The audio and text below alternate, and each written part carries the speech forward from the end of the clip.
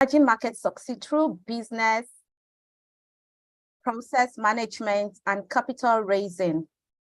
Nathaniel is also the managing director at Project People Limited, a firm he started 15 years ago after returning to Nigeria from the UK, where he had previously lived and worked. Nathaniel was the presidential campaign manager for a leading political party during the 2029 national elections in Nigeria. He is an avid investor with interest in real estate, fintech, and the capital market. He sits on the board of many successful companies. Nathaniel is also a father of 2 amazing children. I call him Super Dad. Thank you very much, Nathaniel, and thank you for joining us this evening. Thank you so much for having me. It's such an honor. I really appreciate this. Thank you. Thank you very much. And my second guest is Kudirat. Kudirat started her career in advertising as a client service executive, where she managed major accounts before moving to the aviation industry, where she rose to become the head of marketing and communications in one of the leading airlines in the world. Kudirat is currently the lead consultant of Orela, a hospitality business that caters for travels, tours, hotels, events, and logistics. Kudirat is also an associate practitioner of family systems engineering.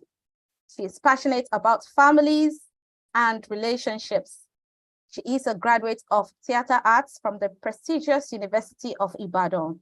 She is committed to supporting less privileged children, women, and mentoring teenagers. Kudirat loves traveling and discovering new tourist attractions and music. I'm going to add that Kudirat is also blessed with a fantastic young lady, Alero.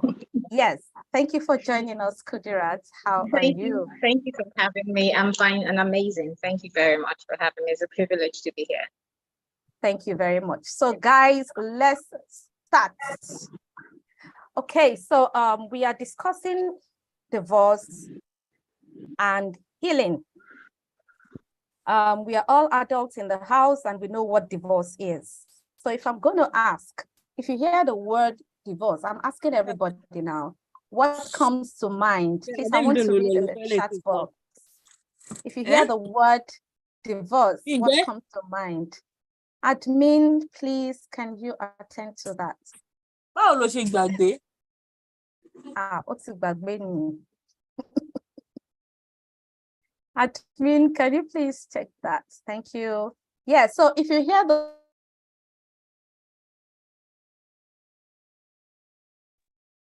what comes to mind if you hear the word divorce? I just want to have an idea of what people think about divorce in the chat box. So divorce, we all know, so somebody said the end of a marriage. Yeah, I like the word end of a marriage, because I was going to say that divorce is not the end of your life. It's not the end of a life. It is the end of a phase of your life. And that does not mean your life should stop there. And this is what we preach. Part of the things we preach on this platform. If something happened to you, you are the only constant thing in it, even in any relationship you find yourself. It doesn't have to be marriage.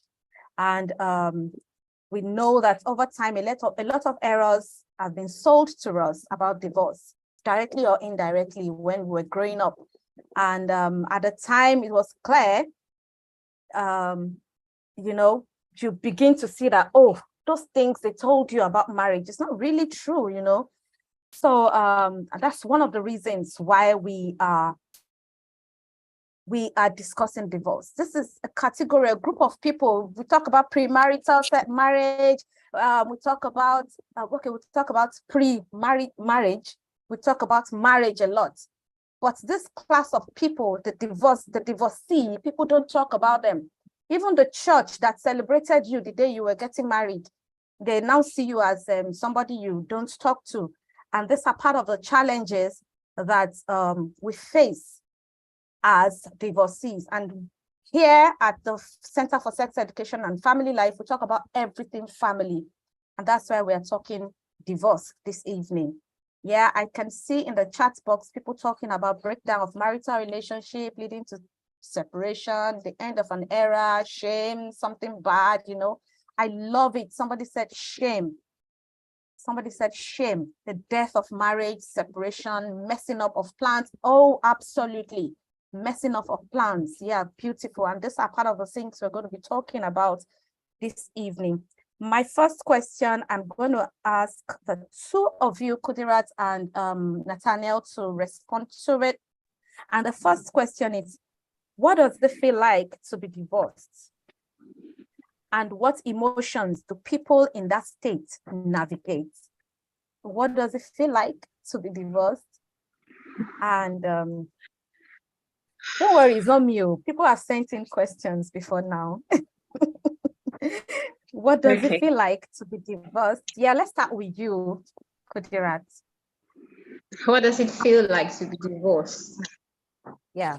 To start with, nobody, no woman, no man sets out to get married and plan or prepare to be divorced. You don't even see it coming. So at the time it happens or it's happening to you, you really have no clue. You don't know how you feel. You are empty. You're angry. It comes with this, it comes with anger, mixed feelings, confusion, shame, failure, pain. It comes with, it's a whole package, because this is a decision you made. You didn't make lightly. You decided to move on with somebody you trust, you believe, and it's ended in a divorce. So at that moment, it's like your world has shattered. It's like you're a failure at that time. So, but if you give it at that time, but if I'm to fast forward now and speak from my current perspective, it's kind of a breath of a fresh air. It's giving me an opportunity to rediscover myself and be a better person. Yeah, so that's how I would describe it, in two categories: when it happened and the current state. Thank you. You're talking like a practitioner. When it happened and the current state. Thank you so much for that. That's a good one, to say that nobody ever planned to get married and divorce when you are not mad, you know. But by the time you find yourself in it, you tend to want to say that, so what's going on? What will I do? Where have I found myself? What's the next thing? And you now start the work. Good. Thank you very much, Kudirat. And you also say that by the time you now found yourself, you sit up to say, okay, so what's the next thing? Yeah. Yes. And that's a part where you come in to say that. So it's a time, it's an opportunity for you to rediscover yourself, to work on yourself, and to get to do good for yourself. Thank you very much for that. So usually we hear this that Kudirat had said from the women's perspective, and I'm so excited we have a guy in the house that will give us, because we always think he's the one that did it. So the woman is the one that will have all these emotions that Kudirat have just described and explained here. Can we hear the guy's perspective? Nathaniel, how does it feel like? What does it feel like to be divorced? And what emotions do people in that state navigate? Thank you very much. I yield the mic to you. Good evening once again, everyone. I totally agree with all that Kudirat has said. It's quite a lot of feelings, most of them negative. I know once in a while we stumble on a social media post where someone is throwing a party that they've just gotten a divorce, or they're baking a cake and inviting their friends to dinner. Yeah, sometimes it might give you some feeling of, I'm now free from whatever thing you thought was bad about the marriage. But somewhere deep down, there's usually a whole lot more going. And in my case particularly, I could say that I felt, first and foremost, I think it was shame. I think shame was like the most, and then I felt excessively vulnerable. So I'm not particularly good with displaying vulnerability temperament-wise. I like to present a very strong front, someone who has it all together. But one thing divorce did was to kind of like throw that to the window and pretty much show how human I am to the people that I've always presented myself to as some sort of a Superman. But so, yeah, I would say I became excessively vulnerable. I think there was a lot of shame and anger. For me, there was also a lot of anger. Like I was extremely, extremely angry, especially because of the circumstances that surrounded my own divorce. But overall, I believe there is no shame or there is no pain that cannot be healed. And divorce is not a bad thing. I think we need to destigmatize that, and we need to actually embrace it for some people, because for some marriages, divorce is absolutely a viable option. So yes, when that happens, I think we need to, or when that is recognized, I think we need to help people find a way out in some sort of peaceful and some sort of way where they could regain some of their dignity back. Yes. Thank you very much. Guys, are you listening? So I don't know how many of the male divorcees you've had interaction with, because right now, Nathaniel has burst the bubble, because we always believe guys are always excited when they are telling the woman away, no matter what it is. But he has come to say that, of course, he said from his own perspective, there is that stain of shame, pain, anger, and that's just the truth. We have some beliefs that we have fed ourselves with to say that when things like this happen, the man is enjoying it. The man is happy. The man is feeling good about it. And you just heard from somebody now saying that, is it the shame of facing the people that have been seeing me as, oh, a correct guy? Oh, is it that you want to think about? Or the pain of all the plans somebody puts in the chat box? The plans are breaking, and you are having so many things going on in your mind, confusion setting, and you become so confused to the point that you don't even know what to do. And that is where we start talking about healing.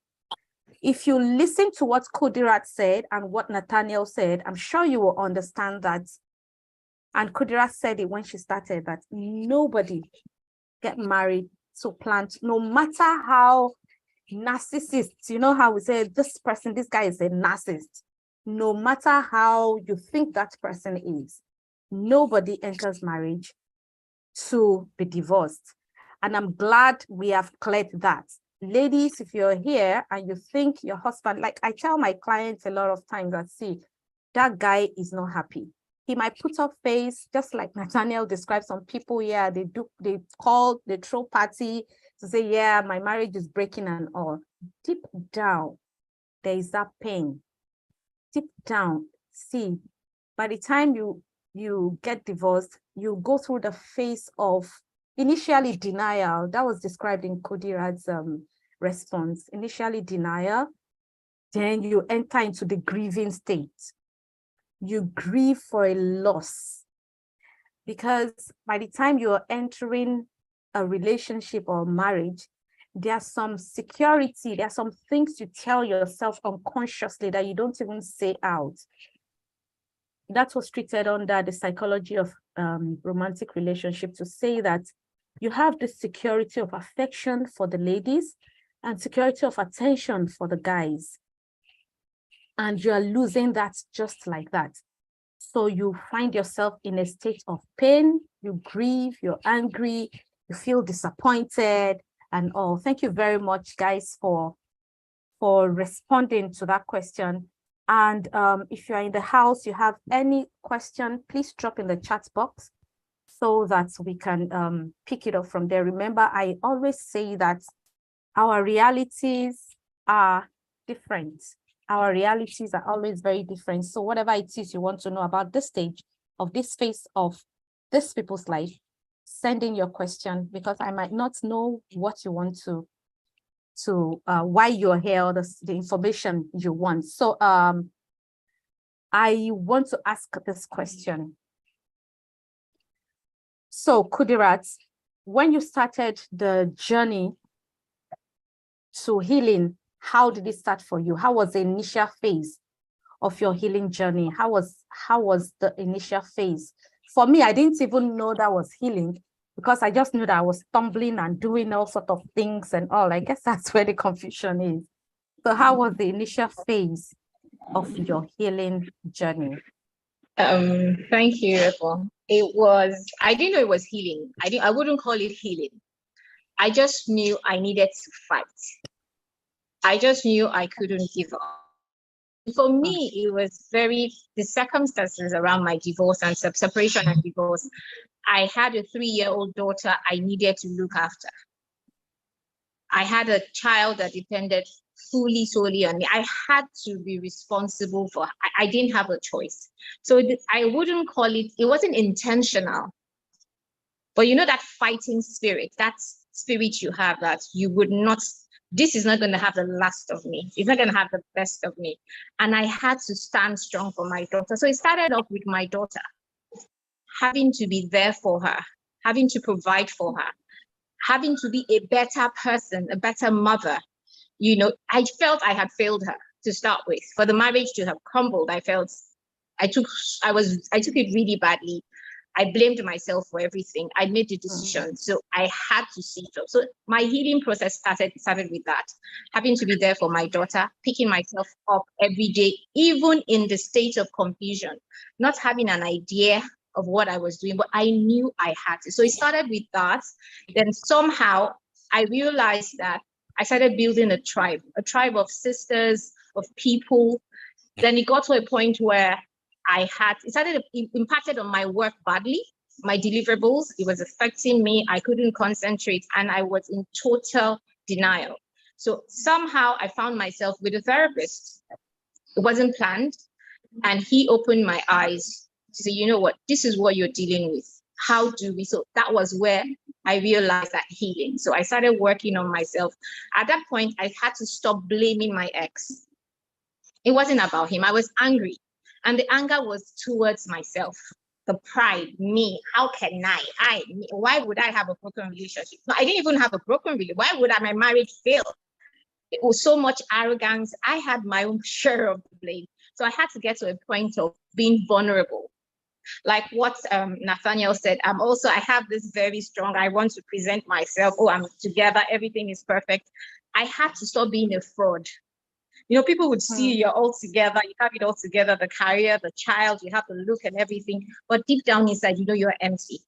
So I had to get to the point where, for my own self, I needed to be real. So I started conversations, I started speaking to a therapist, I started talking to people, I started being extremely vulnerable, speaking, as in having to be honest with myself, having honest conversations. Kudi, you didn't do right here. How can you do better?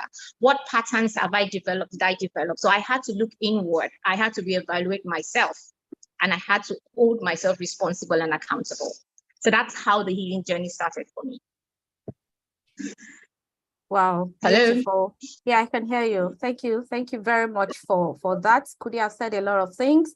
And I just want to drop here that part of the reasons why we're doing this is to encourage and to inspire anyone in the house that is going through this stage. You know, when we talk about group counseling, it's for you to know that, oh, so this happened to this person too. oh, so I'm not alone on this journey, that will help you handle whatever it is you're going through. So as you listen to my guests talk, I don't want you to listen to say, oh, you have their information or something. Listen for yourself. Very important. And by the time you hear people say things, you'll be like, and you are going through that, which you are not able to define. You hear somebody saying it now, it helps you see that, oh, okay, so this was what I went through when I went through this. So I will ask that Nathaniel should also respond to that so that we have the male perspective to this. How was the initial phase of your healing journey? So I think first and foremost, we underestimate how traumatic something like divorce is. In my case, the marriage was 7 years, and I knew and dated her for 4 years, thereabout. So we've known each other for 11 years. And in that period, we built a lot together. We had dreams, and we had 2 kids. It's important to understand that you don't even always realize how bad the pain is until your healing actually begins. So yes, I made up my mind that I wasn't going to stay angry or stay bitter. So I started seeing a therapist, and I actually did start seeing 2 therapists at the same time, just to have different perspective, a man and a woman. And one of the things that stuck out in those sessions was that I didn't go into the marriage with the right mindset or with the right expectation. And some of our expectations are built from what we know, our experiences, our childhood, and our upbringing. So I went into the marriage hoping to have certain things, whereas that was actually far from what is really obtainable. And that set us up for failure automatically. What I then began to do was, like Kudirat also said, was to confront myself to say, hey, there is absolutely there's no absolute victim or absolute villain when a marriage falls apart. I think both parties contributed one way or the other. Even if your contribution is just to enable bad behavior, you contributed one way or the other. So accepting my part and how I contributed to the failure was one of the hard things for me to do. But then, of course, it was one of the things that set me up for my healing. Then, obviously, I made sure that I had a lot going for me in that period. And it's actually weird because for some people, they can't do much. It's not the time when they can actually focus and do any other thing because their mind is just preoccupied. But then again, I think I'm blessed because of the way I'm wired. So one thing I did for sure was to make sure that I really got busy. And of course, with the help of my therapist, I got a few useful tools on how to cope. But one thing that happened to me was I developed a few issues. So one of them was anxiety. So I began to have anxiety disorder, and sometimes it goes on to full-blown panic attack.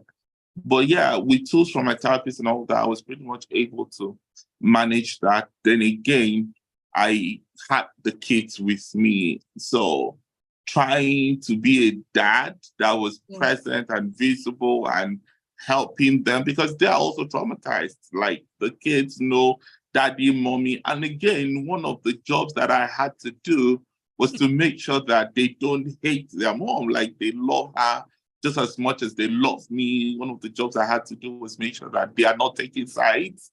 And I constantly keep reminding them, oh, mommy loves you. Mommy might not be with us now, but mommy is doing well. She would reach out, she would call. And sometimes they go to visit, and managing that dynamics was extremely tough because I was angry, I was mad, I was in pain, but I still needed to mask all of that for the kids. At the time, my daughter was 3. she was going to be 4, my son was 6, and today they are 10 and 13. So it's been 7 years already in my case, and it's been a while, I must say. But yeah, embracing healing comes with finding help and using my therapist, following their guidance, using some of the tools that they provided. And then, of course, having my own moments of introspection and saying, hey, you didn't do quite well here, or you did well here, but you had the wrong expectations, blah, blah, blah. All of that pretty much helped to jumpstart my healing. Wow. Wow. Thank you. Thank you very much, Nathaniel. And guys, if you are listening to this conversation, you will know that these two people are actually speaking from a place of healing. And one thing both of them said that is very profound is accepting and facing the facts. You face the facts and you ask yourself and see how you have contributed to the failure. The two of them said it takes two to tango. Kudi said, I have to sit down and tell myself it is not about my husband. It is about me. What have I done to contribute to this? And how do I continue from there? And that is the first step, taking responsibility. You have to be able to take responsibility for your own faults. The truth is, it takes two to tango. Yeah, we see a lot of counselors and coaches on the social media, and they won't advise you to leave your marriage. They advise you to be bitter. Don't allow the person access to your kids and all and all and all.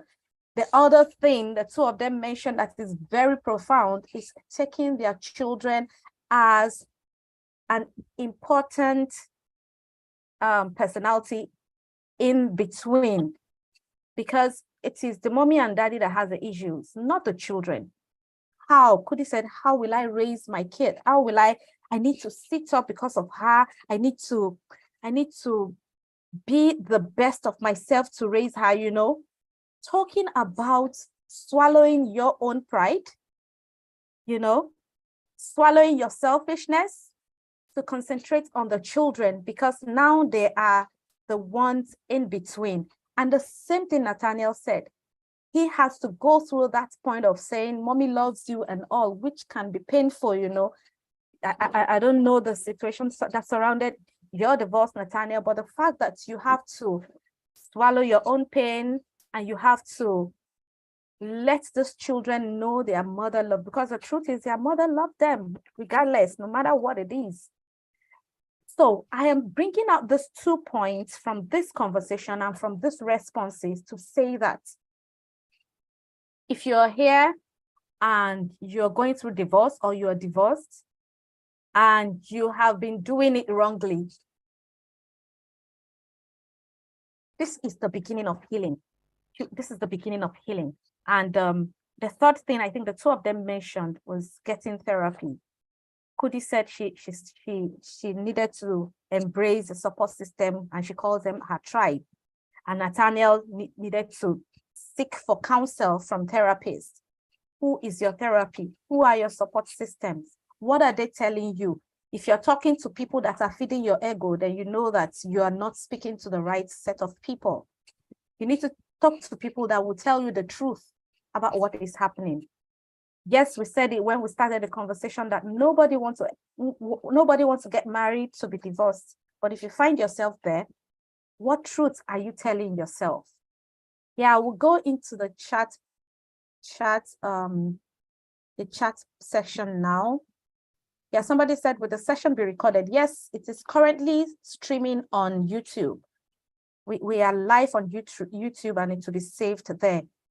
Somebody said, what describes the answer Nathaniel gave when he said for some marriages? So Nathaniel, please take note of that. Somebody said, so you mentioned for some marriages, divorce might be the solution. They just want a clarification.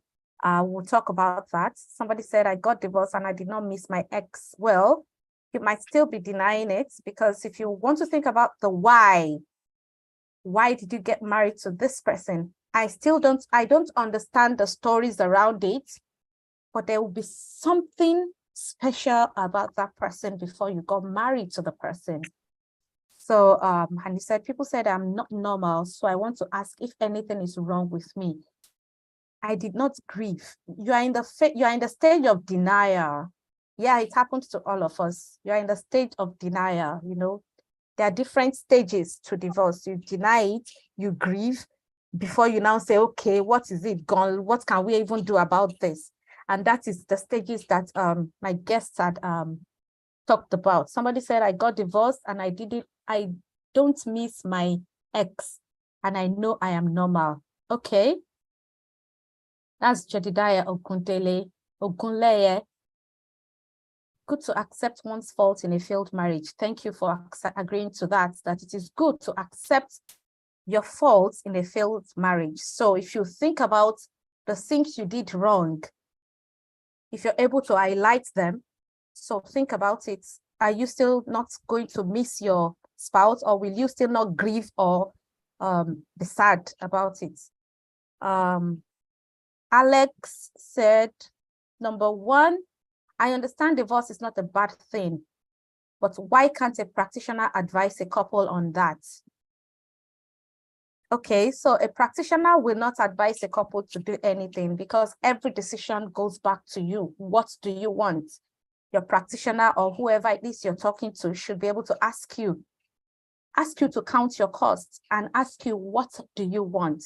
Your practitioner is not supposed to make decisions for you. They're just supposed to guide you through your decision making. What causes divorce? Is it a lack of love? A lot of things. Kudi, please, you will have to respond to that question. Nathaniel is taking the first question. Kudi is taking this second question. What causes divorce? Is it lack of love? And then number 3, okay. How were you able to stay together for 7 years? And when did you notice it? When did you notice it was going to work out? What were the signs you saw? Okay, so Alex, I want to be sure of the reason why you're asking these questions. I don't want to put my guests in a spot. So Nathaniel, you have the autonomy to say you want to respond to some questions and you can choose to respond to.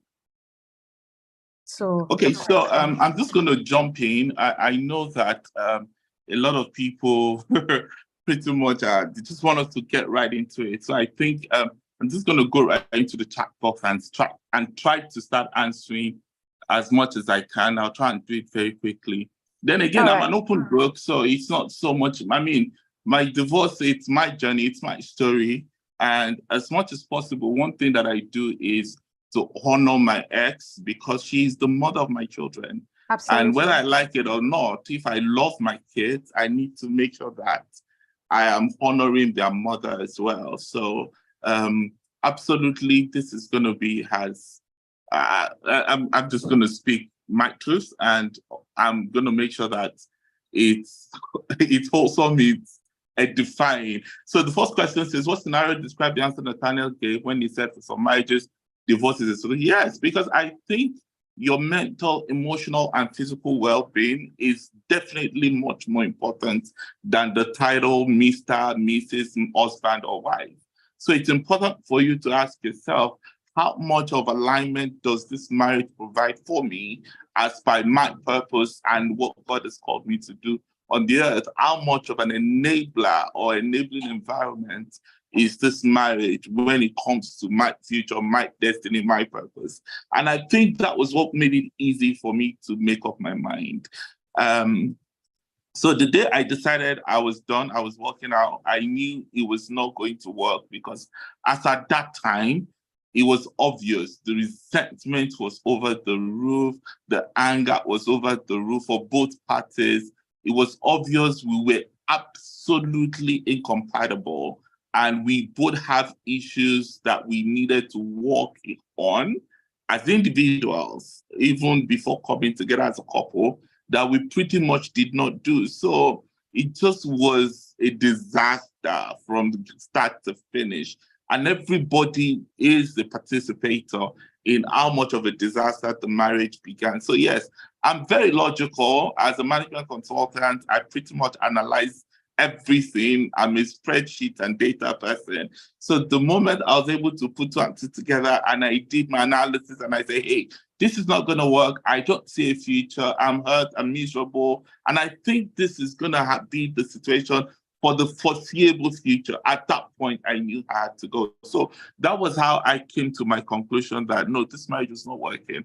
And honestly, I didn't think it was going to be as bitter and as much of a drama as it turned out to be. Because again, naivety, you're working out on a 7-year marriage and you thought, oh, the other person would just let go without a fight. I thought that would be it, but obviously that was not what happened. So yeah, that was some part of my journey. So I think I pretty much have answered how I figured out that I needed to move on. And for the lady or the man who is saying I got separated in 2018 and I did not miss my ex or need a reconciliation, I don't think you're weird. I think for some people, you actually do not want to go back. You don't miss the person.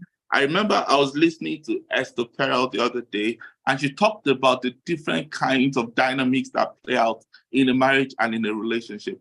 For some people, they want to attach. For some people, they want to detach. For some people, they feel secure when you are right there in their face all of the time. For some people, they feel choked. They feel life being knocked out of them, literally, the moment you are all up in their business and all up in their faces. So I think for people, it varies and it differs. You're not weird. Let's figure that. Let's accept that. I wanted my divorce for the period while we were separated, leading to when I actually got the court to say, yeah, you're officially divorced. I never wanted it back. As much as I was hurting, as much as I was in pain, I did not want it back. I remember when my divorce was finally granted, I spiraled. It was insane. I have a couple of my friends on this life who actually did experience what I went through in that season. You wouldn't know because, hey, I'm on social media and I'm trying. I'm just kind of like balling and showing people what I want people to see. But there was a period where I was actually depressed, diagnosed depression. And for that season, it was weird because people were like, but you wanted this divorce. You always wanted this divorce. So why are you now depressed now that you got it? It's just a weird dynamics. And it's important for you to realize what the scenario for Mr. A would not be the scenario for Mr. B. Your journey is unique to you. You would have to go through it. Obviously, hopefully you have help as you go along. So I remember when my divorce was finally granted by the courts, and pretty much most of the conditions that I wanted was given, I felt miserable. Like I felt so sad. I did not understand myself at that point. I was saying to myself, why are you sad? Why are you depressed? I didn't want to go to work. I didn't want to get out of bed. I didn't want to see anybody. I wasn't picking my phone. I logged out of social media. I couldn't even celebrate that win, quote and unquote. But I guess again, when I did my deep dive and digging deep, I thought the reason why that was because, quite frankly, as much as I wanted a divorce, I didn't want the drama that came with it. I didn't want the pain that came with it. I didn't want the trauma that came with it, especially for my children or our children. And seeing how all of that impacted on them itself gave me pain, a different kind of pain altogether. So yeah, you might not miss him. That's fine. I think it's okay. I don't think that's weird at all. And even if your own divorce came and you're still excited it came, that's still qualified. That's your journey and it's good, honestly. What I would always recommend is that everybody see a therapist and let them help you unpack those emotions, whatever it might be, anger or not, excitement or not, pain or not, whatever it might be, let them help you unpack it and make sure that it's not just superficial. And I think the last question that was directed to me, let me see.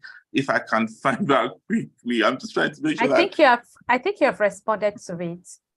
Okay, somebody said, how were you able to stay together for 7 years and did not notice it wasn't going to work out? I mean, we're all optimistic. For starters, I'm a pastor's kid. I was born and raised in church. My grandfather was a pastor, my paternal grandfather. My maternal grandfather is still alive. He also was a pastor.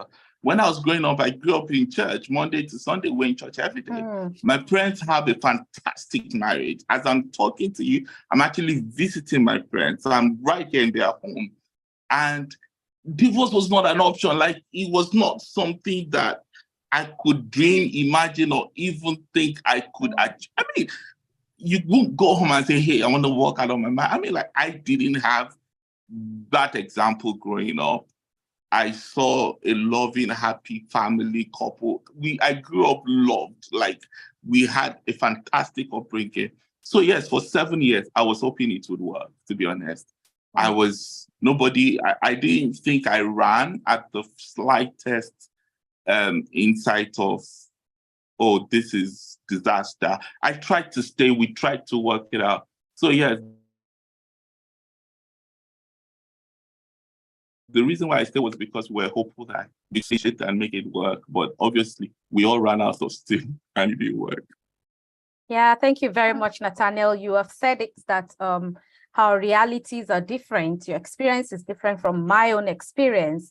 And I'm sure Kudi's experience is different. Even though we are ladies, our experiences are different. So if you're here and you're listening, the experiences are different. The decisions you will make will be different. If you did not go through the grief phase at all, Nathaniel already said it, just ensure that you see a therapist that will help you unbox whatever state you are. And Nathaniel said something about managing the dynamics by also ensuring that, before he took up the mic, he said something about, so it is his story and he can talk about it, but at the same time, he's not going to talk about his ex. And this is one thing I see we need to also take home here.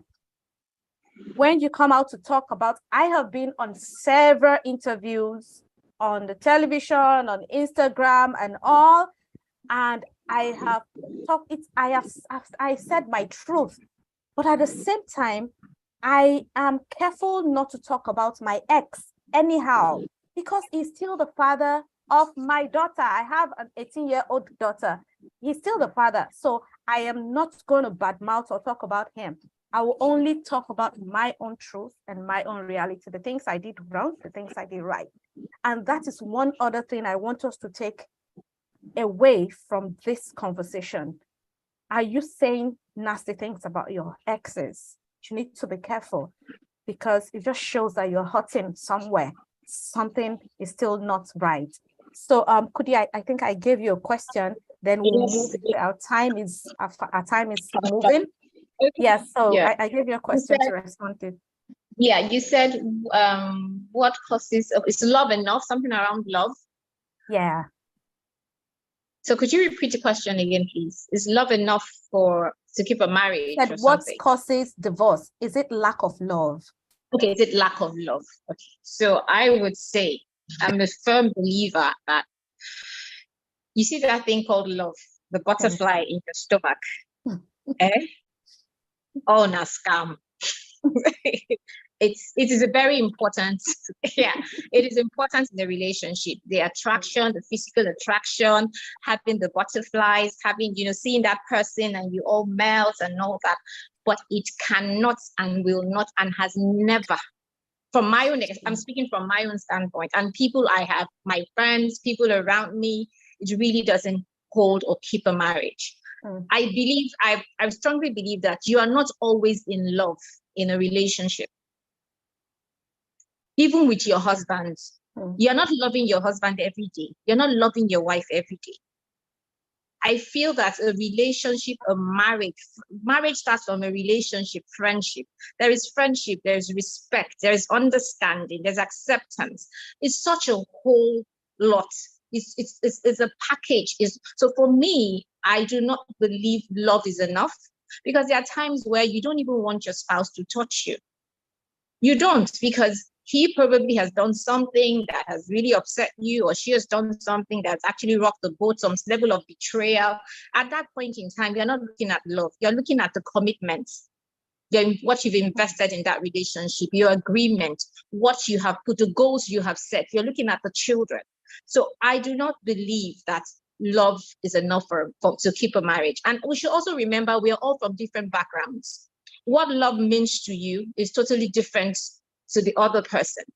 Do you people have the same, do you share the same value when it comes to love? Do you have the same understanding? Is that what love means to you? Is it the same thing to your spouse? You also have the different patterns you've come to develop over the years. So if I'm to answer that question briefly, I do not believe love is enough. Your marriage, the way you work at your salvation, your relationship with Christ, be you a Christian, a Muslim, the way you work at having a fantastic relationship with God, that is how you work for your marriage. So you just don't hold love and flag love. No, love doesn't cut it all the time. There are times you need to have tough conversations. And so I'm sorry, keep love aside. When I see it as blackmail, but it means you don't love me. No, I love you because I love you. It's because I love you I would want to have these conversations, because I love you. I want what we have built to grow. I want it to be sustainable. I want our children to learn from us. Yes, love is important. Love builds confidence, but above love, there's so much more. So love is not enough. That's what I have to say. Love is not enough. Thank you. Thank you very much, Kudi. The truth of the matter is love is not enough. These are part of the lies they told us when we were growing up. How many of you read Mills and Boone and you just believe it's going to continue like that?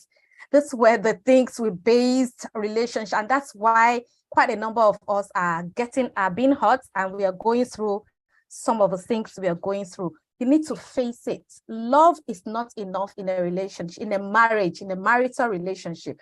You build and work and grow over time into it.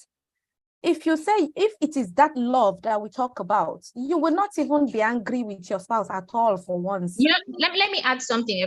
Let me add something. And when we talk about love, as a young couple, that first 5 years, the type of love your husband, your wife requires from you is different. And so when it comes to love, there are different levels to love. There are different levels love is growth. So the first to 5 years in your marriage, the kind of love, expectation, the expectance, is different. When you move 5 to 10 years, so when you talk, so you can't just hold that stamp, love, and think all through your marriage, all through the marriage, 10 years, 5 years, 15 years, that love would suffice. No, it would destroy you. And your expectations, you would just be damaged and hurt. And that's why you see people after 20 years, they're out of the marriage. Or when the last child is gone to university, they're out of the marriage. You see, that's how disappointment, expectations are not met, especially we start having beef, we start holding grudges over the years just because of this. We believe love is enough. If you love me enough, you should have. But no, love doesn't cut it. Thank you.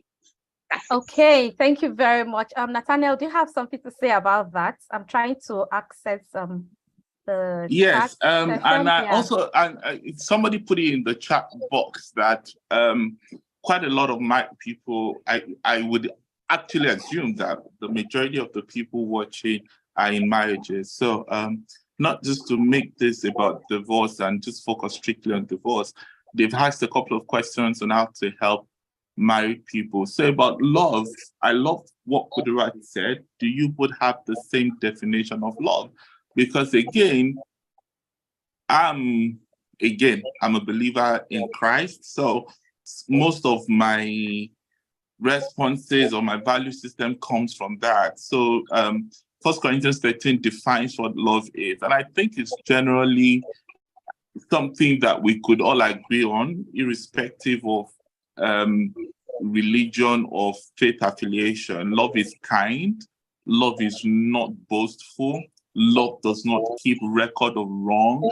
When you keep going through all of that, yes, you can, because there's somebody here who says, oh, in their opinion, love is enough. Somebody said love is not enough. I think the reason why we might not agree on whether it is enough or not enough is maybe because we don't understand what individuals are talking about when they say love. So I know when Kudirat say love is not enough, she's meaning the butterflies are not enough, the mushy feelings are not enough, but being kind, being not keeping a record of wrong, not being boastful, not being hateful, all of that is love. And if that is what you mean by love is enough, then you too are also correct. I just thought I needed to explain that quickly. Then somebody says, how does one know, that's directed at me, that he or she is healed? I think I don't think we can be healed 100% again. Yeah, I it's a think process. healing is a journey. Mm. It's not a destination. I think we keep working on ourselves to keep better. Some things would happen that would trigger you and you would wonder, oh, I thought I'd gone past this phase. And some things would happen to you and you would be able to make better decisions. It's because you've actually gone past that phase. So again, healing is a journey. How do you know that you've embarked on that journey? Number one, you have no desire to be even.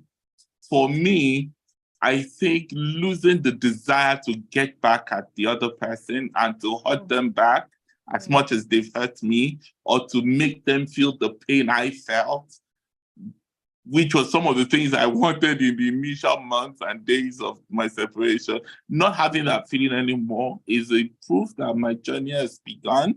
Also, not having any regrets. And absolutely, I have no regrets. I look at my kids, both of them today. My son is resuming year 10. My daughter is resuming year 7. I can't look at that blessing or those two blessings and imagine my marriage as a mistake or something I should never have done. And being able to say that to myself in the mirror and say, hey, if I need to go through this life all over again, let's assume if I want to replay my life and go and rewind and do stuff all over again, I think I'm still going to choose my path because I am who I am today because of those experiences that shaped me. And I think looking at myself and being excited about who I am today, enough to say I don't mind this journey if I have to do it all over again, is also a proof that that healing has gone up a top notch. So yeah, you don't want to get even, you don't want to hurt the other person, you don't regret your journey, you're full of gratitude for where you are and for how far you have come. All of those are pointers to your healing is taking place, or your healing, or you're far gone on your healing journey. How do you handle lack of openness, transparency in a marriage? So for our married couples here, honestly, I don't think a lot can be done when there is not trust. So even when you see your therapist, I think one of the things that they would want to help you work on is to trust that the other person's perspective is not malicious or it's not necessarily wrong. It's just their perspective. And when my therapist was unboxing this for me, it was an eye opener because when I go into, or when I was in the marriage, I was always, I'm right. This is right. This is how it should be done. And how that itself might be correct, that position is not right because for the other person, their perspective is also influencing how they see things, and they might be right as well. So realizing that two rights can coexist and looking at them from the angle of this person does not mean harm, that's just how they see life. That itself helped a great deal. So you need to be able to build trust along those lines. But if you need to deal with lack of openness and transparency, I think communication is one of the best ways to approach it. Either you do it one-on-one or you do it with the help of a mediator and say, hey guys, I don't think you're open around this issue or that issue. And I think I'm also in some way, in some of my relationships, I've been accused of not being exactly transparent or not being exactly open. Yeah, some of us come from places where we are extremely guarded, our fences are high, we're not vulnerable, we are ashamed, we're afraid of the shame that might come from showing up authentically. So you try to hide some part of you, and that in itself would not help your relationship. So having that communication with the other person and say, hey, when you are not open or transparent, or when you're guarded and your fences are up, it makes me feel a certain way, and it reduces how much I'm willing to invest in this marriage because the future looks bleak, blah, blah, blah. I mean, there are many tools available out there, but I think communication and expressing how you feel because of that action is a good way to start. But remember, your right is right, but that right can also be right. So two truths can exist side by side. So because you're right necessarily does not mean your partner is wrong. It just means that sometimes both of you are seeing things from two different angles. All right. Thank you very much, Nathaniel. Now they have turned you into a marriage counselor. Please just see me. I'm his PA. I will collect all your contacts and send you, and you will pay. It's not free, or it's not going to be free at all, because I already told him he needs to start mentoring people on this journey. So thank you very much, Nathaniel. I truly appreciate your responses to the question. There is a question in the chat box. It says, I have a technical question now. I have a technical question. Now that there is a divorce after so much years and not dating anyone, please, how does one handle sexual urges? Loneliness. That's a very personal one. That's a very sensitive question. Yeah, the person also said technical, but I want Kudi to respond to that. Before Kudi will respond to that, I want to mention here that the Center for Sex Education and Family Life, we started last year, we started the Sunshine Hub. And this hub is for people that are divorced. At the Sunshine Hub, we talk about a lot of things as regards divorce, your emotions, finance, care for the children, and all that. And I will ask the admin to please drop the link in the chat box. The truth is, we might not be able to touch all the questions that are being answered here. And these questions, we're going to be answering them at our next meeting at the Sunshine Hub. So please, admin, drop the link. If you want to join the Sunshine Hub, it's free. Feel free to join. It's part of our giving back to the society. We do divorce recovery, and we take you through the process of co-parenting your children and all.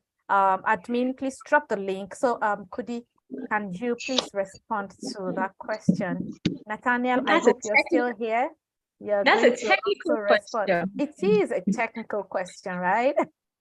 Okay, so I'll start with this story. So in church, my church, they were trying to come up with a community for divorced people, separated, divorced, single moms, and they called it Mature Single Club. And the pastor's wife, lead that particular club. And I asked her a question. I said, do you know what it feels like to have been married? So for a woman that is married, has been sexually active, do you know what it's like to sleep, to spend the night without your husband beside you? She said, no. Have you found yourself in a situation where you want to have sex and your husband is in there? She said, no. How do you manage loneliness? You know what it is to be lonely. Having not loneliness across, but make decisions on your own. Nobody to hug you. You take all the bat, you carry everything. And she said, and I told her, I'm afraid you cannot help me because you don't know what I'm dealing with. You don't know what I'm going through. So this question is very tricky, and it's very tricky because a lot of us have there's this religious undertone around it that, oh, once you divorce, you have to keep yourself, you have to be a woman, you have to be blah, blah, blah, blah, blah. But I share a different opinion. I share a different view. If you have been sexually active and you find yourself, so there are two questions here now, loneliness and, sex, right? Ebu, am I correct? Yeah. Loneliness. How do you manage loneliness? What do you do? How do you keep yourself busy? Is it loneliness in terms of intimacy, sexual intimacy, or loneliness in terms of having to do stuff? So I'll just speak towards intimacy. Loneliness, what do you do? I would say for a woman, for the woman, if you can't be in a relationship, you don't have somebody to do with, there are different things you could do. There are sex toys. You could explore. If you're very imaginative, you're very daring, there are different things you should do to help yourself. And you put me on the spot. You put me on the spot here. So there are different things you could do. Different things you can do. It depends on who you are, what all your beliefs are, and what you want for yourself. If it's something, if you're ready, if you're healed enough to get into a relationship, why not? If not, take the bold step, trust yourself, get into a relationship, define your relationship, then yourself. I believe that having been healed, you're self-aware, you know who you are, you know what your essence is, so you know what to look out for. And it's okay to make mistakes. It's okay to take, just take the bold step and get into a relationship. That is if you're into that.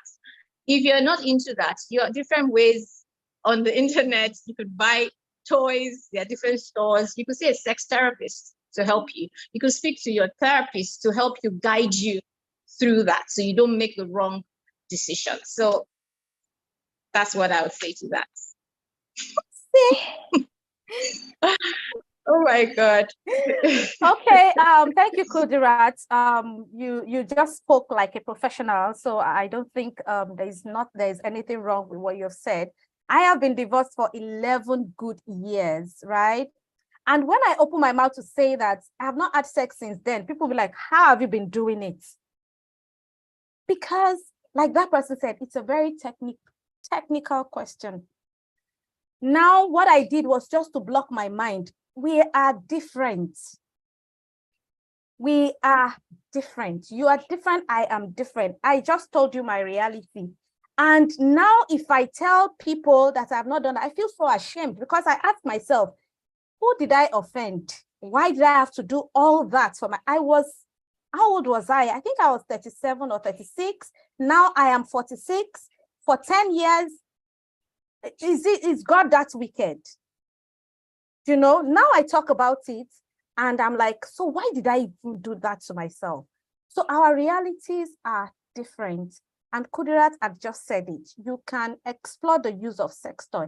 Presently, I am seeing a sex therapist, because I don't even know if somebody asks me out now or somebody wants to marry me now, I don't know if I will not mess it up, because what if that person has been sexually active?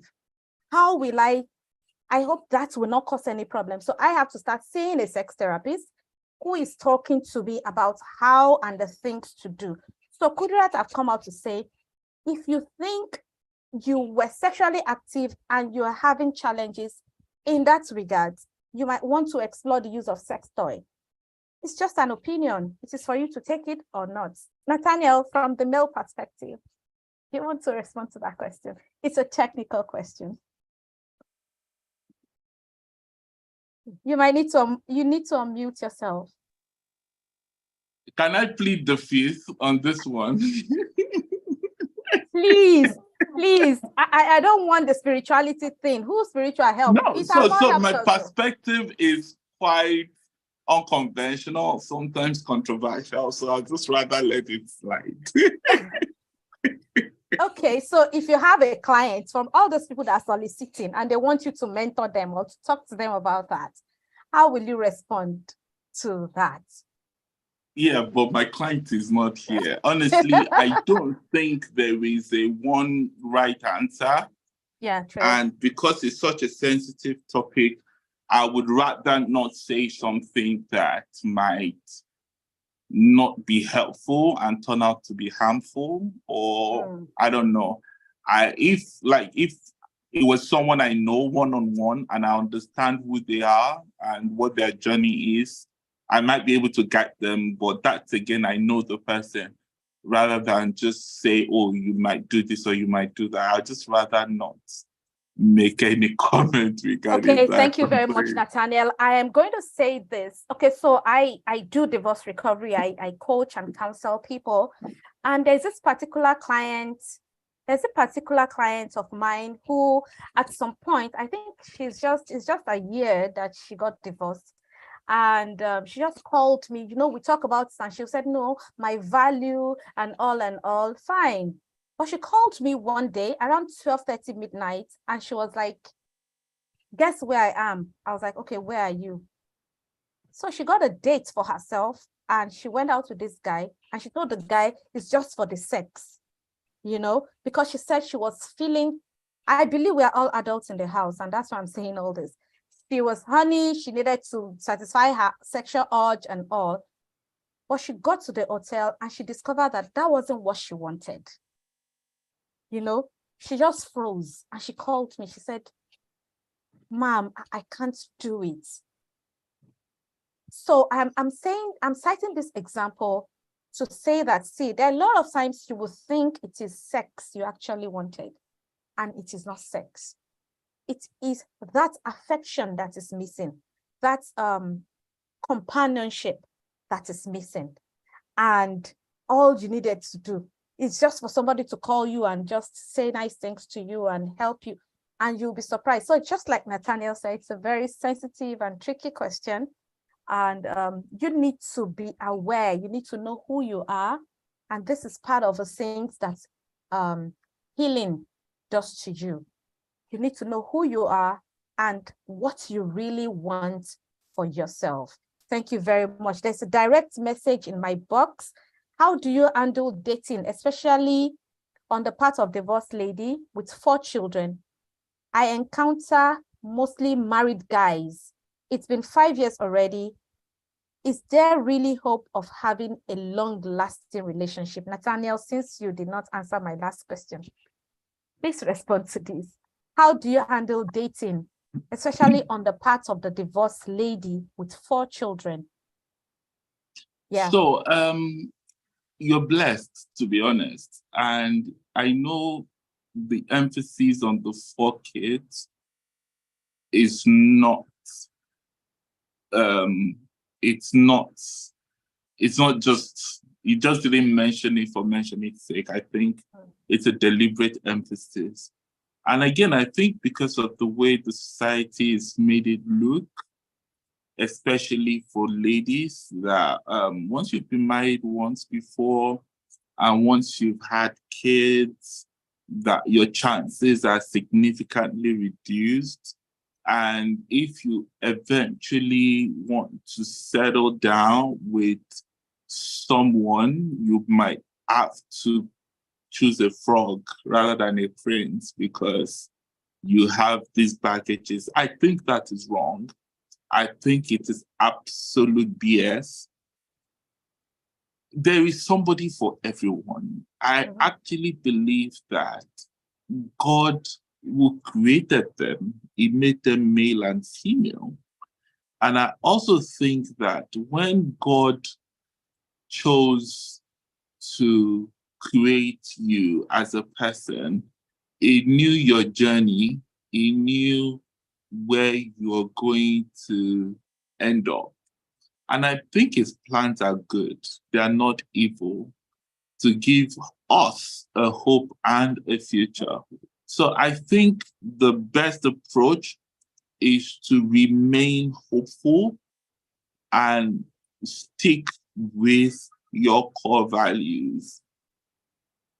Polygamy, polyandry, polyamory, they're all valid arrangements. They're all valid setup. But is that what you want? Does that align with your values?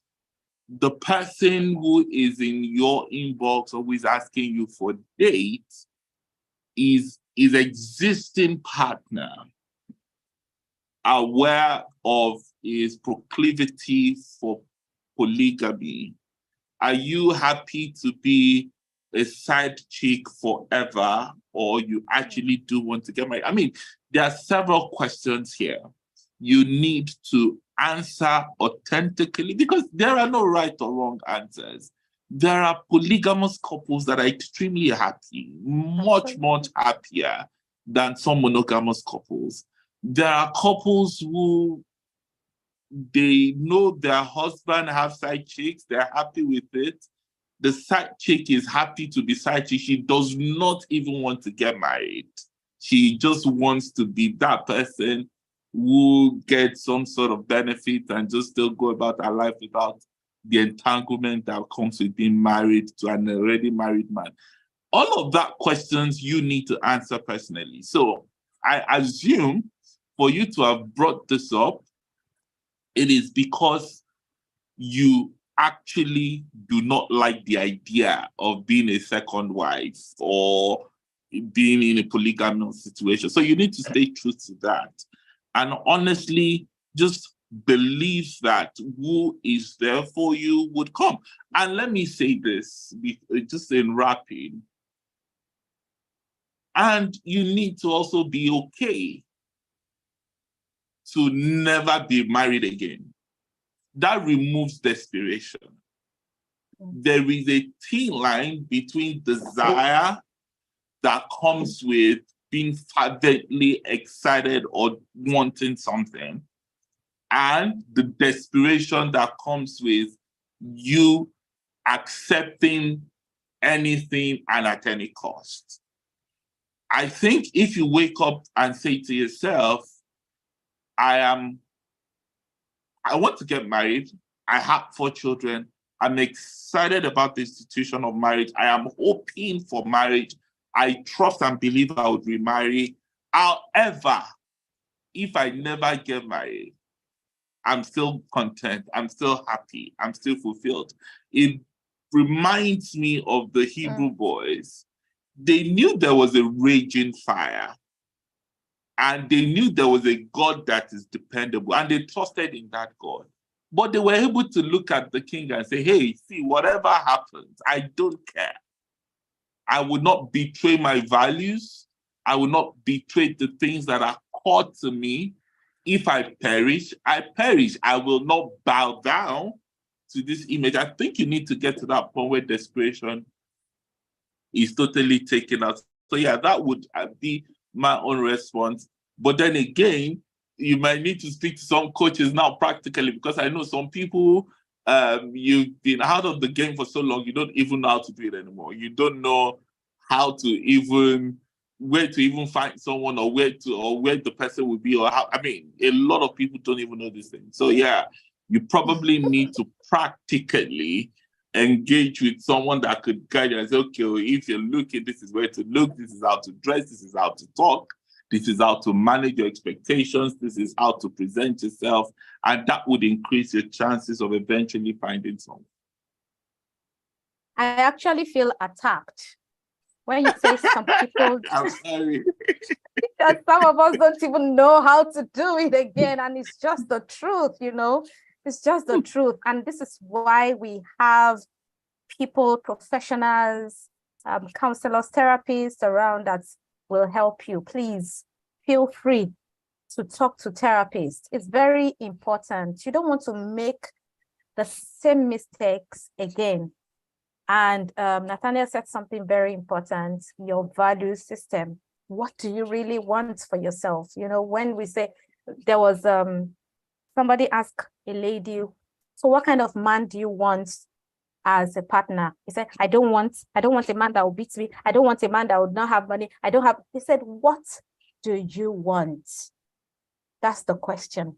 You need to be able to define what you actually want and not what you don't want. If you know what you want and you approach it positively, Nathaniel said it when he said there's somebody for everyone, and God has a good plan. God is not wicked. God is not an Amadioha or shall go somewhere. We need to change our perspective. The way we see God in our mind is not that same God they practice in Nigeria, that is always wicked and want to hit us with something on our head because we have done this, you know. So you need to embrace that God of love that God has planned for you. This and some other things are what we talk about in the Sunshine Hub. Feel free. The link is in the chat box. Join the group. Click on the link and join the group. I just want to read what you have. Kudi, are you still there? I just want to read what we have in the chat box. Yes, I am. Okay, be happy and okay with the possibilities of never getting married. That's so profound. Yes, Nathaniel said it's very profound. Be happy and okay. This is where we talk about aloneness and loneliness. When you are alone, it's different from when you are lonely. And I want you to, yes, somebody said we have not talked about loneliness. Somebody talked about loneliness the other time. We talk about aloneness and loneliness. By the time you are in that stage of being alone, you can be alone and whole. But when you say you are lonely, then there's a problem with that. Aloneness, you can be alone, but you are in charge. You are in control of yourself. You're able to do anything for yourself. You are self-aware. You are whole. But when loneliness starts setting in, then there is a problem. And that's where we talk about healing. And today we have talked about embracing healing. We have talked about visiting the therapist, talking to the therapist, because that is the only way.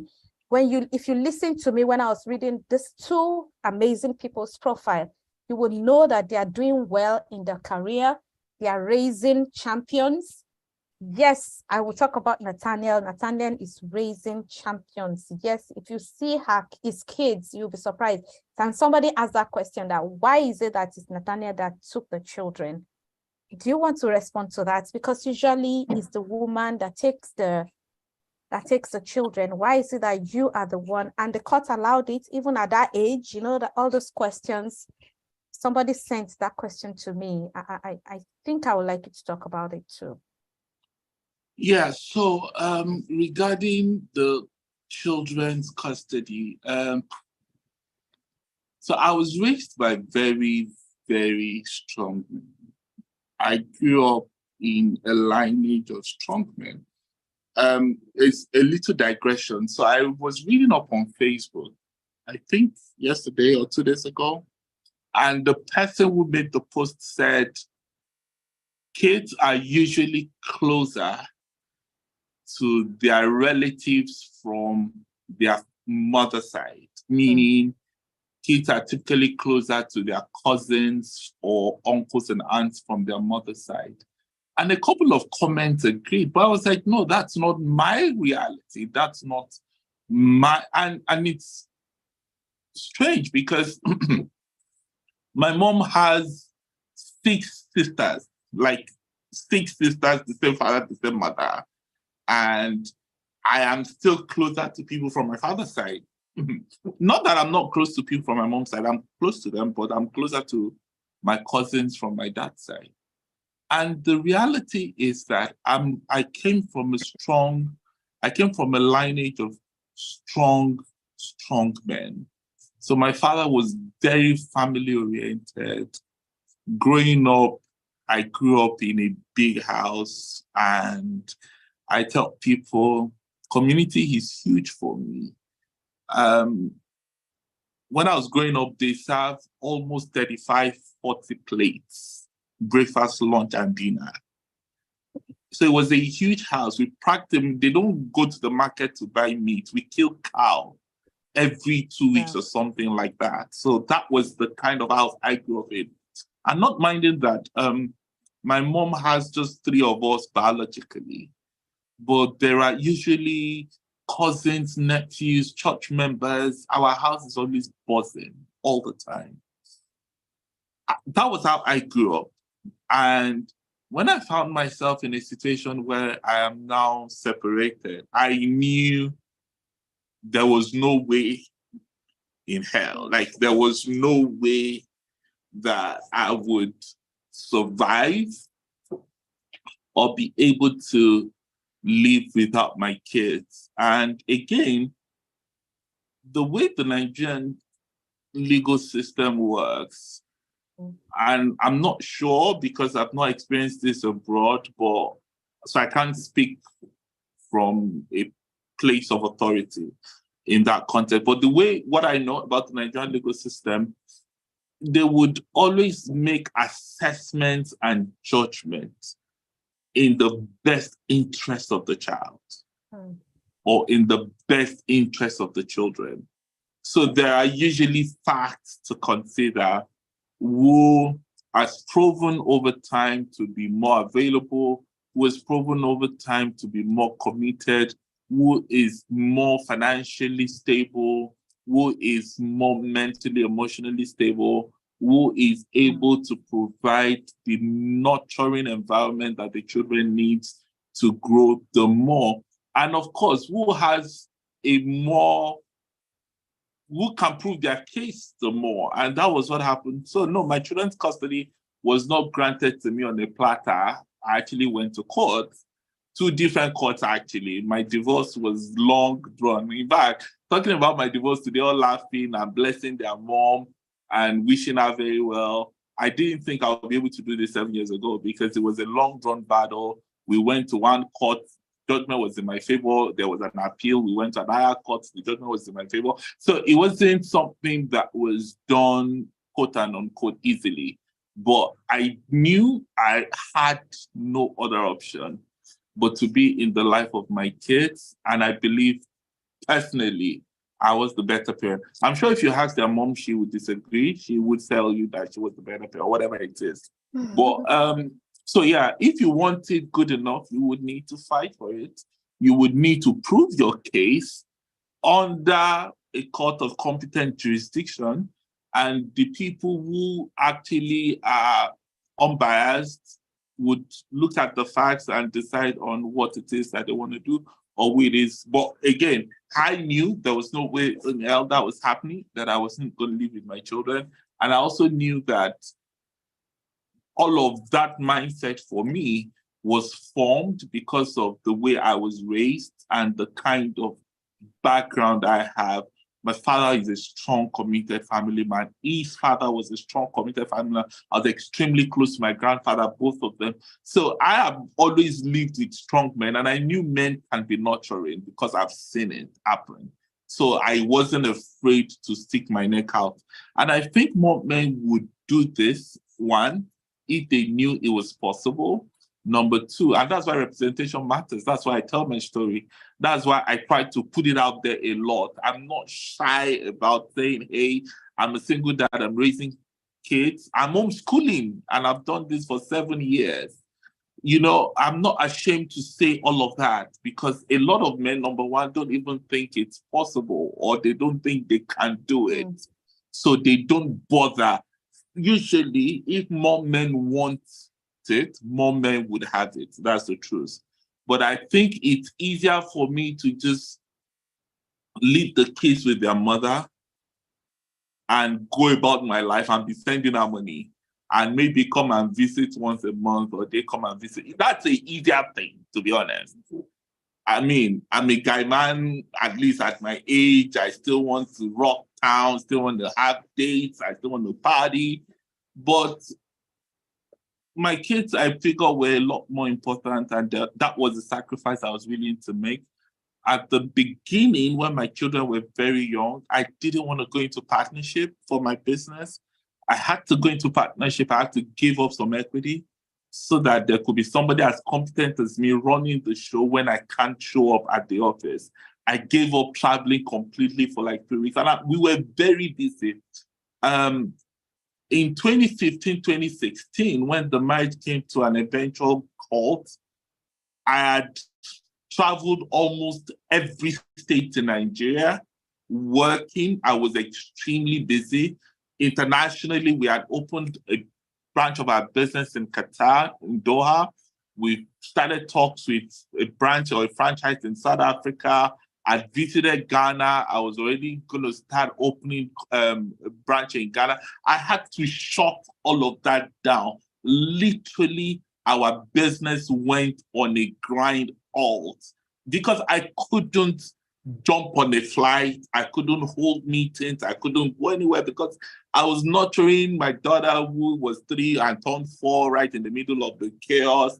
and then I had my son, and all of that was going on. I had to sit at home. Not a lot of men would want to make such commitment or make such sacrifices. So if we don't see a lot of men jumping in the ring to say, I want primary custody, this is some of the issues. And quite frankly, you can't judge. I'm not judging, but it is just what it is. If we have representation, if men understood that they can do it, if men are willing to sacrifice some of their income, some of their liberties, some of the freedoms that they have, then more men will take up the responsibility. Thank you very much. That was profound. Somebody said Nathaniel is a strange person. Yeah, absolutely. He's 1 out of 100, you know. And one other reason why I have allowed him to really talk on this show, because we don't really have men come out to talk about their realities like this. So thank you very much, Nathaniel, for being so open, for being so vulnerable. Admin has dropped the link. Yeah, the admin had dropped the link like twice now. Please, admin, drop the link again for people to join the Sunshine Hub. At the Sunshine Hub, you have opportunities, a one-on-one opportunity with therapists, with counselors, and people who will help you on your journey.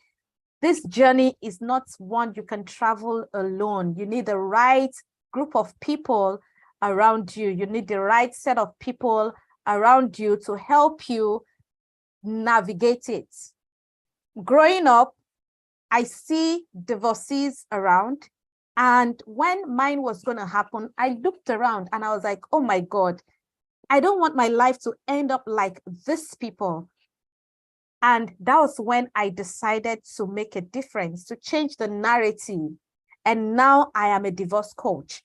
So if you want to have a beautiful ending, if you want to go through the journey and you come on stage like Nathaniel and Kudi, you're able to talk about it boldly without feeling any iota of pain, then you need the right support system around you. And that is what Sunshine Hub gives.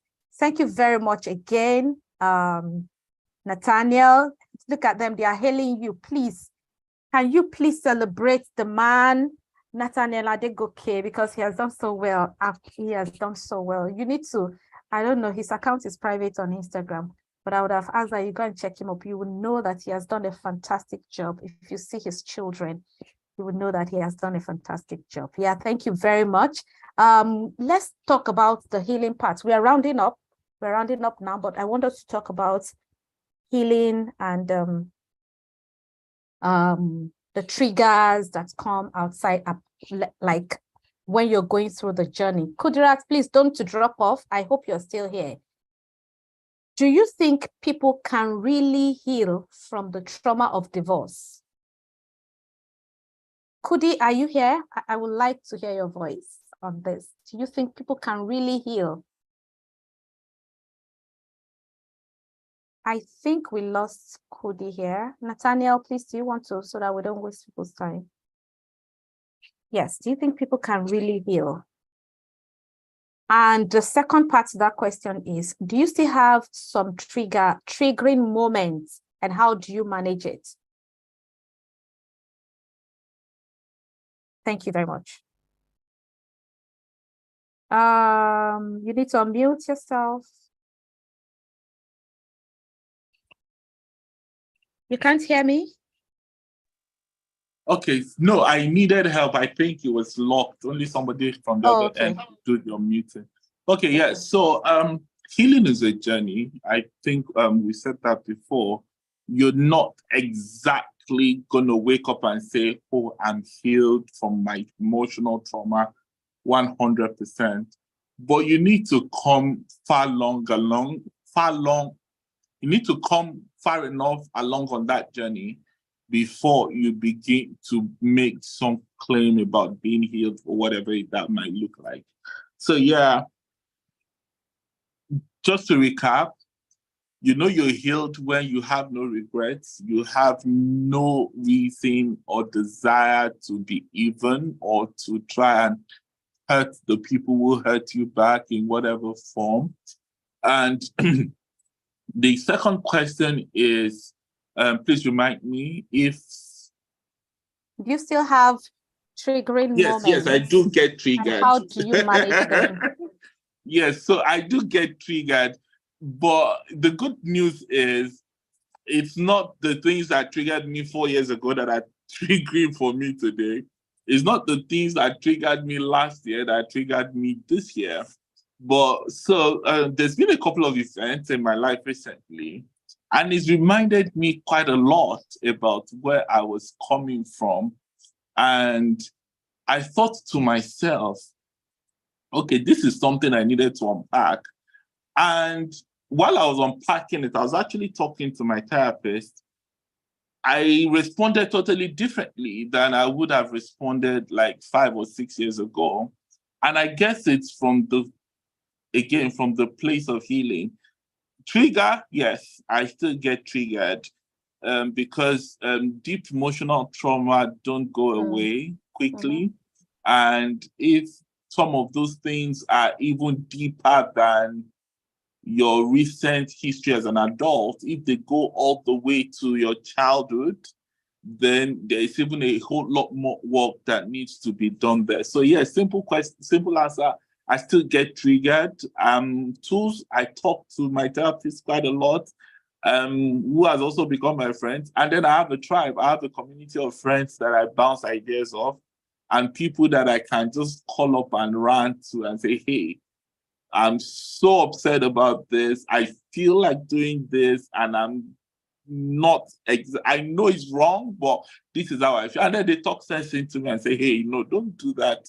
Don't do this, do it this way. So having those support system, I cannot underestimate. See, I don't even know why we have not even said this up until now. My friends before 2015 are a totally, completely different set from the friends I have today. So the people that I call my friend or my bestie today, they are people who they are aware, like they have a lot of self-awareness. So my friendship now is not about, oh, so when is the next brunch or when is the next, and I do that. But I've chosen to do it with people who are on the same path with me, people who understand my journey, people who can speak sense into me when that needs to be done, who can do it in love. It's super important to surround yourself with that community and to realize the value that they bring, because sometimes we surround ourselves with them, but we underestimate their value, or we don't actually put enough value to what they bring into our lives. So yes, I do get triggered, but I have a community of people, friends, family, therapists that kind of like try to center me when I'm triggered. And so far, so good. I'm here. Before I round up, there's an analogy. Someone said, we are no longer cucumbers, we are now pickles. Remember, you know that pickles are made from baby cucumbers. And once you've turned that cucumber into a pickle, that pickle can't go back to becoming a cucumber. Yeah. And that's what the person was trying to say, that there are some experiences that will shape and define you. And some of those trauma would be healed, but the triggers would not completely go away. So having people, support system that constantly reassure you, guide you, center you is super, super important. So yes, that is how I deal with my trigger. Yeah, somebody said, Nathaniel, the way you felt you couldn't live without your children, don't you think your ex too would be able to live without our children? Excellent question. Yes, absolutely. That is why divorce is crazy. Like, if you can avoid it, just avoid it. Like, don't even think about it. Like, if you can truly, truly avoid going through divorce, don't get into it. A lot of people see me today and they secretly wish they have my life. And I'm saying this from a standpoint of humility. This is not me being boastful or prideful. A lot of people secretly wish they have my life. Some of them would even come to me and say, oh, I so much admire you, God, when, and things like that. And I say to them that, you see, all of this that you see is the iceberg. Like, you are just seeing the tip of that iceberg. There's a lot The real underneath the thing, surface yeah. that you're not seeing. There's a lot going on underneath the surface that you're not seeing. I wouldn't come on social media and told you that I had a panic attack this morning. I won't come on social media and tell you that, oh, that my child is going through this, that I believe the mother would have been better positioned to help, but she wasn't available. Of course, she doesn't live with us. I have to do it. And I had to go through that pain. I mean, there are a lot of things I won't put on social media, but yeah, I'm going to take the good pictures. I'm going to go on the trees and I'm going to put all of that there because that's what I want the world to see. But that's not all that there is to me. And answering your question, yes, she also thought she was the best parent. That's the truth. And everybody, remember when I started, I said two truths can cohabit. You don't have to be wrong because I'm right. You can't be right and I can't be right. Two truths can exist side by side. So yes, she would also, I believe, think, oh, she couldn't live with her children. But yeah, we had to go to a neutral ground where they would make the decision and say, hey, who is truly the better parent? Or scrap that. Let's even say we're not talking about competition between both parties. Now let's focus on the children. What is in the best interest of the children beyond ego, beyond what you think is right as a party, father, mother, husband, or wife? What is in the best interest of the children? Somebody on a neutral platform would need to make that decision. And that was what happened. And I guess the part of empathy is not where you're recognizing the other person's need to remain in the life of the children, to play an active role in the life of the children, to be seen as a good, loving parent. So if the court gives me this primary custody thing, and then I am not taking cognizance of the fact that the children need their mother as much as they need their father, equal rights. Nobody's right is superior, not the fathers, not the mothers. So you can't grandstand and say it's my right for the children to be with me, I'm the mother, or say it's my right for the children to be with me, and you both have equal rights. If the person who eventually gets the court to grant primary custody does not have the empathy to say, you know what, I might have it on paper that children are to live with me, but what do they need? They need their mom. Making sure that they have access to her, making sure that their mom have access to them, making sure that they continue to love their mom as much as they love me, making sure that they're excited about going to spend time with their mom as much as they're excited spending time with me is super important. Because if you don't do all of that and you're grandstanding based on your ego, you're damaging your children, you're hurting your kids, and you might get away with it today, but 2 years, 3 years, 10 years down the road, 20 years down the road, you see those children act out in very weird ways. And you say, oh, but this was not how I taught you, or this was not the foundation I laid for you. Trust me, those foundations were laid the moment you start making the other parent look like the bad one. Then you see children grow up with daddy issues, or you see children grow up with mommy issues.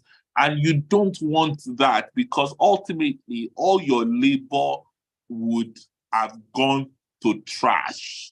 You don't want that. And I tell people, they don't give an award for the parents that labor.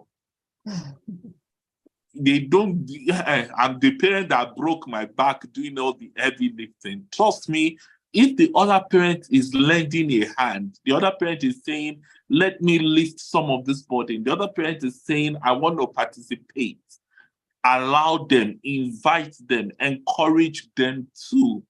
Because if you carry it on your head and you do it all alone and you get burnt out and you get There's no trophy for it. there is no trophy for it. There's no You trophy would, for no, it. I mean, we read a whole lot of stuff on social media where you see a parent is upset that their adult child is going to look for the other parent that didn't do anything while they were growing up, or the other parent got into trouble and the adult child had to swing in and do something for that parent. And you see the parent that did all the heavy lifting is angry, but I was the one that was. And I have friends that this is their reality. Like, they grew up with their mom, they never knew their father, the man was irresponsible, and the man is now old and almost dying or sick or whatever. And this is the same children that are running around to help him.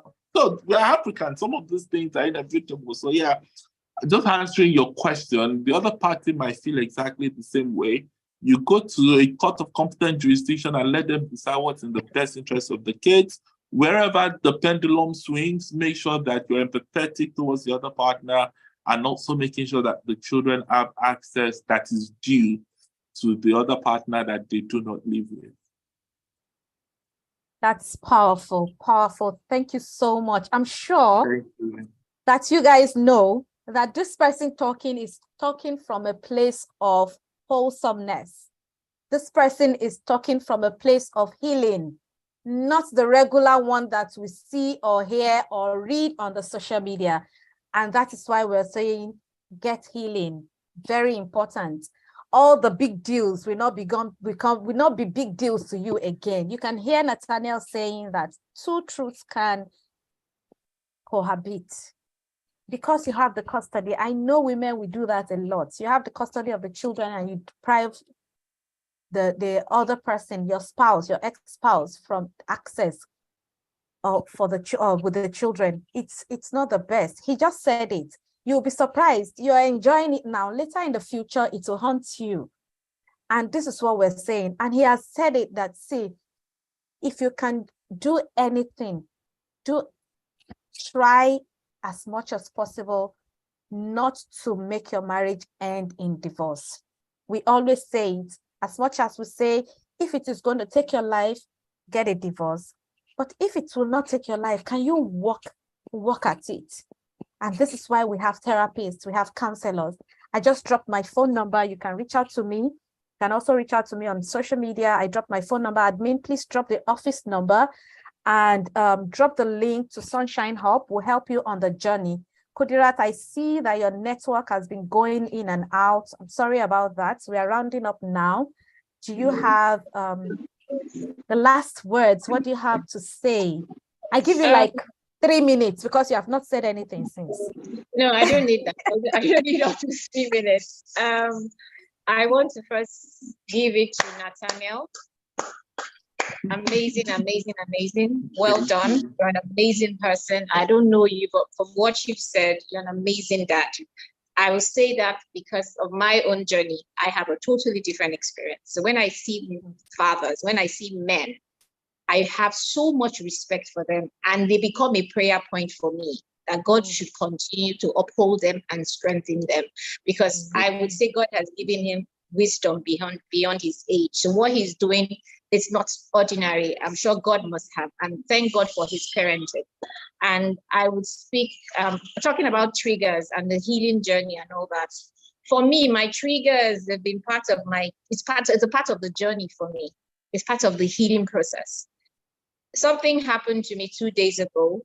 I woke up to a message from my ex-husband, and he said, pray for me. Before, and I woke up to a message and he said, pray for me. And I picked up my phone and I prayed for him. If that's not healing, what is that? It's been a journey. It's been a journey. I'd gotten to the point where no anger, no bitterness, no pain, no hurt, forgiveness, acceptance, and grateful to God for where I am. So I have been on this. So healing for me has been dealing with my weaknesses, my patterns, crazy patterns that I keep repeating. Do you understand? Having to be extremely vulnerable, asking myself very difficult questions, and the triggers, trust me, the triggers keep coming. And something I've realized, I used to run away and shy away from those triggers. I would tell myself, I'm not a confrontational person. It's a lie. I just can't, I didn't know how to handle them. Oh, I'm quiet. No, I'm not quiet. I just don't know how to deal with stuff. So when I started digging deep, realizing that these triggers are not, they're not just coming, they go way back. Identifying how these triggers, what prompts them, how do they come? I started finding healing. So when it happens again, when I get that trigger, I handle the situation better. And I have an amazing tribe and community around me. I worked with an airline. I was always on the plane all over. In a week, I could be in 4 different countries. I had a 3-4-year-old child. It was mad. So I would say my community, my tribe, they've been constant, they've been consistent, they've helped me. It's not a journey you can do on your own. You don't know what it's like to be a father. Do you understand? You don't know what it's like. You are not a man. You are not wired to be a man. So it's also important when you create your tribe, but I say when God sends you your tribe, because you don't create it. This journey, God, I'm a Christian. I love Jesus. I have a fantastic relationship with my Father. And I tell people that you don't walk this journey alone. And it's never a mistake. I'm a better person because of my experiences of what I've gone through. I'm a better person because of the way God has helped me remodel myself, rediscover myself. So creating your tribe, the people God would send to you, you have to be quite intentional about it and pray about it. So for me, that's how I want to, just end this, that it's intentionality. The triggers come with healing. So when the triggers come, I advise people, I would say, don't run away from them. Sit down, think back, deal with the triggers, deal with this pattern. The patterns keep coming and we see them and we ignore them. The patterns would even, if you don't deal with the patterns, if you don't deal with the triggers, it would affect your day, how you raise your children. And I would say our children are sponges. They see everything we do. They take away from us. At some point, if you don't manage this thing properly, you find your child wanting to be your parent, wanting to protect you, wanting to shield you. So, and for me, that's a no. You are the parent. You should shield your child. So if you don't handle these things, it will later come to hurt you. So I would say thank you for this opportunity and this platform. That's all from my end. Thank you very much, Kudirat. Thank you for that's wonderful. Oh my God, my laptop. For that powerful closing remark. Nathaniel, briefly, can we get your last word before I round up totally? I still see people dropping questions, but please, we are rounding up now. Please click on the link and join the community. When we talk about tribe, that's a powerful tribe you want to join, and we'll pick it up from there. Yes, Nathaniel, the last word. So thank you so much for this platform. I rarely do this. I know. Because I'm quite an introvert, so I get some sort of anxiety about putting myself out there and people, the spotlight and everything. But I really want to thank you for making this happen and literally almost forcing me to be here. Thank you so much. The last question that came before I round up said, what if the other party is poisoning the kids when they do have access to them? Again, empathy. The other person is hurting and in pain and most likely doing what they're doing because they're trying to get back at you, or they're trying to win the children because they believe they've lost them. So you need to have that perspective and deal with it from the point of empathy. I would not say I didn't have similar experience, but again, if you continue to respond rightly in love and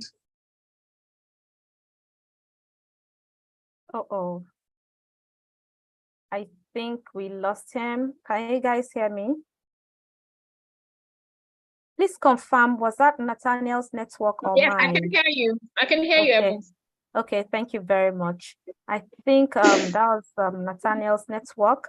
Before he gets back, let me just, in rounding up, let me say that when Kudi was talking, she said something about guiding against your future, which is very important. You know, when I was talking the other time, I said something about looking around and seeing people that were divorced around me, and I look at their life and I don't envy it.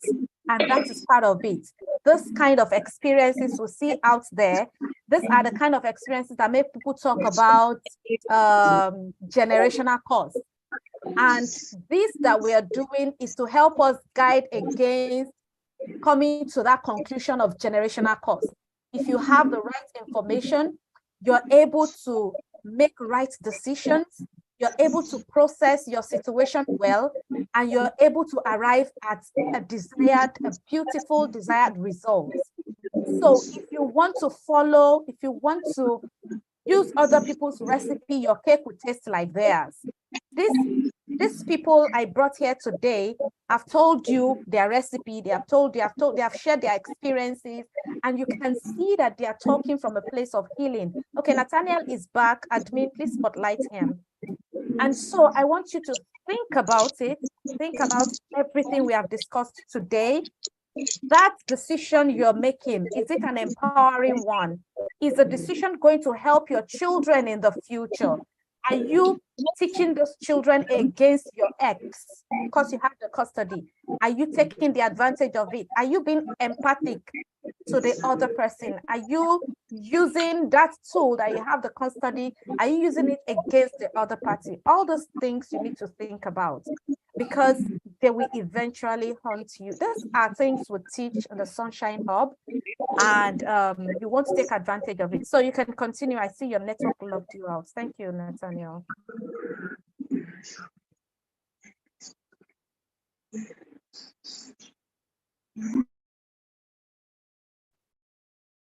Okay, sorry. I think there was a challenge with my connection. So yeah, so I was saying that remember what is in the best interest of the children, having mature conversation with this person. If that is difficult because of the anger, the resentment, or whatever that is going, find someone to mediate that could say, hey, we need to prioritize the well-being of the kids. I do not want this, I do not want that. You need to take a whole lot of steps.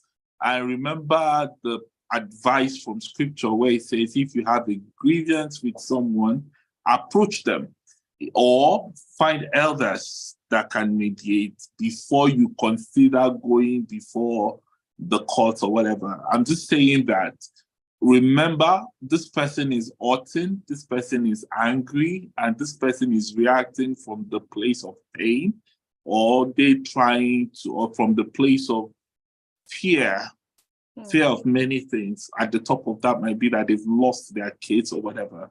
So you need to reassure them.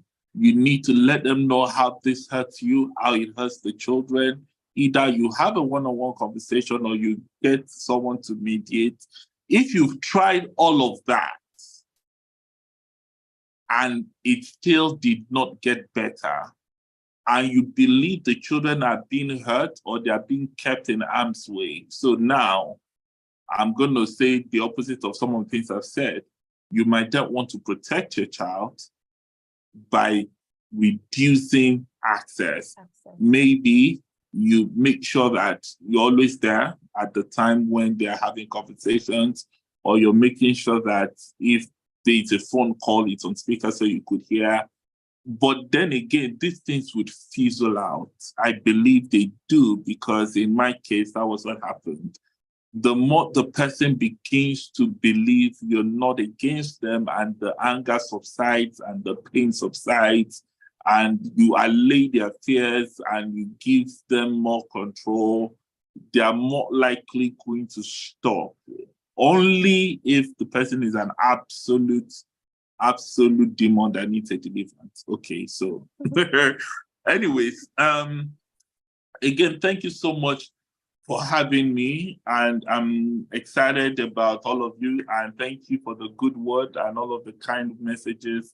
For those of us that are married, please let's put in the work to make it blossom even more. Divorce is not a walk in the park. I don't wish it on anyone. I do absolutely believe that if you're married and it's not life-threatening, that you should look for help, even if there are things that needs to be straightened out. And for those of us who are working the path of divorce or separation, I pray that God's strength would abound towards you, that God's wisdom will be available to you, that you would find the right tribe, the right connections, and that the Lord will make you forget the pain of your past, that the Lord will give you your own Ephraim and Manasseh, such that you would not even remember where all of you, you will look back and you would not be able to reconcile where you were coming from and from where you are right now.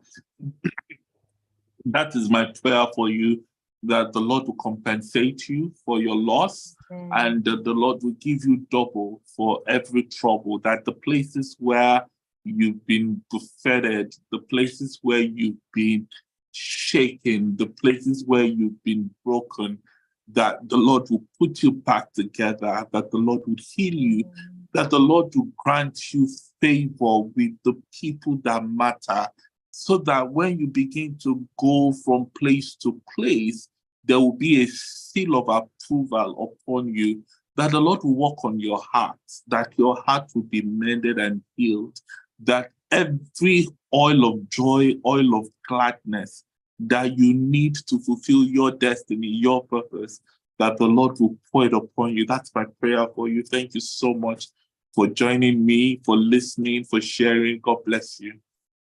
Amen. Amen. Thank you so much. Thank you so much, Nathaniel. Nice having Thank you. Yes, I dragged him. I forced him to be here. And thank you so much. And you have done a fantastic job. I told you, have it all in you. And Thank you. I want you to please continue, share your story. People are learning. You can see this evening, a lot of people are so excited with your responses. Thank you. And Kudirat, thank you so much. Thank